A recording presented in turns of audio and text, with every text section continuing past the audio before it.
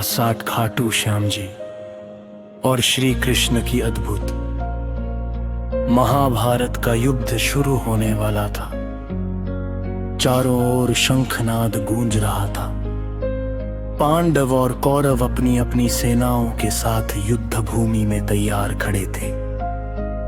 उसी समय एक महान वीर जिसका नाम बर्बरीक था, अपने नीले घोड़े पर सवार होकर कुरुक्षेत्र की ओर बढ़ रहा था। बर्बरीक बहुत शक्तिशाली योद्धा थे।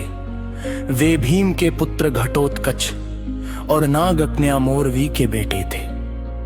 बचपन से ही उन्होंने भगवान श्री कृष्ण की भक्ति की और कठोर तपस्या से 3 अमोघ बाण प्राप्त किए।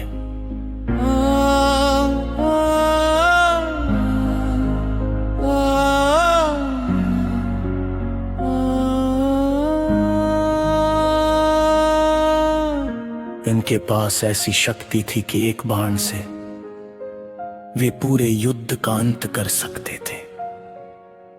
इसी कारण उन्हें 3 बाणधारी कहा जाता था। जब उनकी माता ने पूछा, पुत्र तुम युद्ध में किसका साथ दोगे, तब बर्बरीक ने कहा, माता मैं हमेशा हारने वाले पक्ष का साथ दूंगा। ये सुनकर माता ने उन्हें युद्ध में जाने की अनुमति दे दी। उधर भगवान श्री कृष्ण सब कुछ जानते थे। वे समझ गए कि यदि बर्बरीक युद्ध में उतर गए तो महाभारत का संतुलन बिगड़ जाएगा। इसलिए श्री कृष्ण ने एक ब्राह्मण का रूप धारण किया और बर्बरीक के पास पहुंचे। श्री कृष्ण ने पूछा, हे वीर, तुम्हारे पास केवल 3 बाण हैं, क्या तुम सच में युद्ध जीत सकते हो? बर्बरीक मुस्कुराए और बोले, एक बाण ही पर्याप्त है। ये सुनकर श्री कृष्ण ने उनकी परीक्षा लेनी चाहिए। उन्होंने एक पेड़ की ओर इशारा करके कहा, यदि तुम इतने महान धनुर्धर हो तो इस पेड़ के सभी पत्तों को एक ही बाण से भेद कर दिखाओ। बर्बरीक ने भगवान का स्मरण किया और बाण चला दिया। वह बाण बिजली की गति से उड़ता हुआ पेड़ के हर पत्ते को छू आया, लेकिन श्री कृष्ण ने एक पत्ता अपने पैर के नीचे छिपा लिया था। तभी बाण घूमकर श्री कृष्ण के पैर के पास आने लगा। बर्बरीक बोले, ब्राह्मण देव कृपा अपना पैर हिला लीजिए, क्योंकि बाण उस पत्ते को भी भेदना चाहता है। ये देखकर श्री कृष्ण समझ गए कि बर्बरीक अद्भुत शक्तियों वाले महान योद्धा है। फिर श्री कृष्ण ने पूछा, यदि तुम युद्ध में उतरोगे तो क्या होगा? बर्बरीक ने कहा, मैं हारने वाले पक्ष का साथ दूंगा। जैसे ही वह पक्ष जीतने लगेगा, मैं दूसरे पक्ष में चला जाऊंगा। अंत में दोनों सेनाएं समाप्त हो जाएंगी। ये सुनकर भगवान श्री कृष्ण चिंतित हो गए। धर्म की रक्षा के लिए उन्होंने बर्बरीक से दान मांगने का निश्चय किया। श्री कृष्ण बोले, हे वीर, मैं तुमसे दान मांगना चाहता हूं। बर्बरीक ने कहा,